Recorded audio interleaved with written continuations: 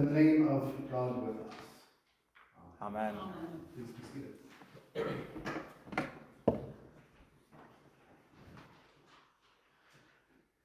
This year, the world has been daring us to pay closer attention, it seems.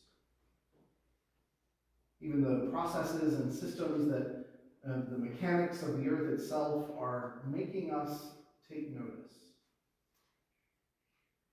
Remember where we've been in this past year. Back in April, right after Easter, there was an earthquake.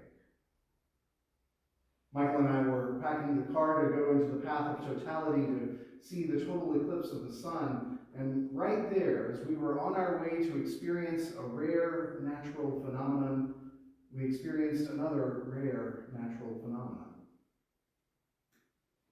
And then the eclipse. It was one of those experiences that people say has a really deep spiritual impact on them. And from our perspective, it delivered. Seeing the sun completely obscured and listening to the birds settle down for the unexpected night in the middle of the day, looking around at a sort of combination sunrise and sunset in every direction. It was something beyond amazing, beyond beautiful.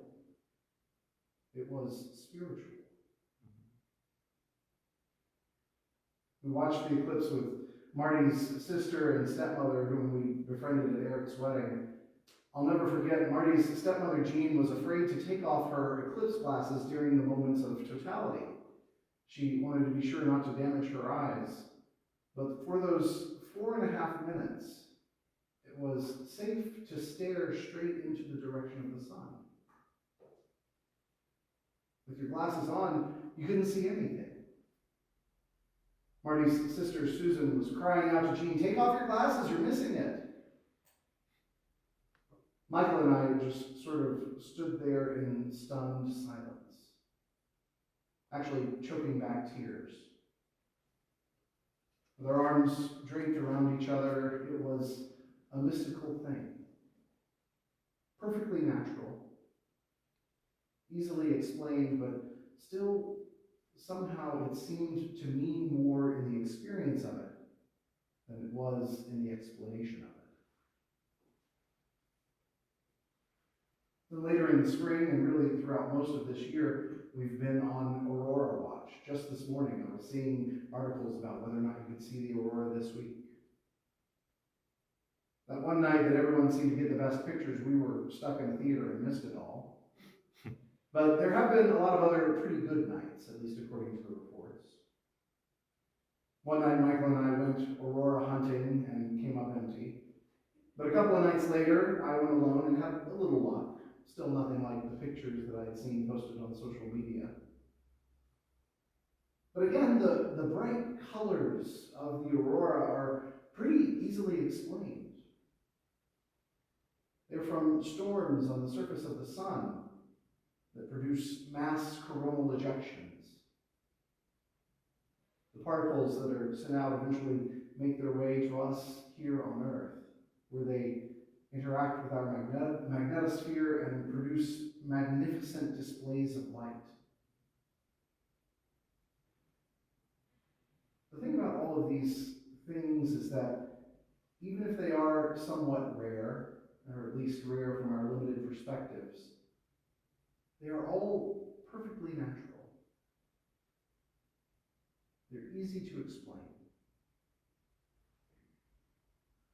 But that doesn't make them any less special, any less memorable or important. Christmas is like that. A baby was born. It happens every day.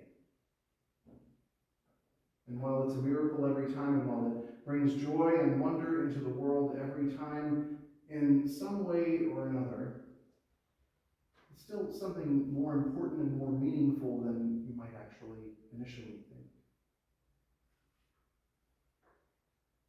And while this one baby did prove to be different, the real miracle is how utterly ordinary it was. It's easy to say that it happened because God wanted to be nearer us, that God wanted to know us more intimately, and for us to know God more intimately. But just because it's easy to say and easy to imagine, that doesn't make it any less special. Ordinary things are extraordinary every day. And every once in a while, we are aware enough and awake enough to notice. The Word became flesh and lived among us. It sounds so simple. But if we really step back and think about it, if we really take it in, it is anything but simple. It's glorious. Seeing that eclipse is a moment I'll never forget. And when we see Christ in our midst, and when we actually recognize Christ in our midst, those are moments we never forget. Those are moments that change us.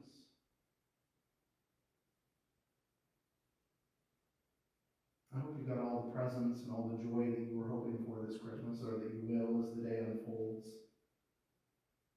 But what I really hope, what I really hope for all of us, is that we'll see Christ somehow and somewhere today or in the days to come. You have the Word, you have that gift from God. Let it become flesh and live among us. Amen. Amen.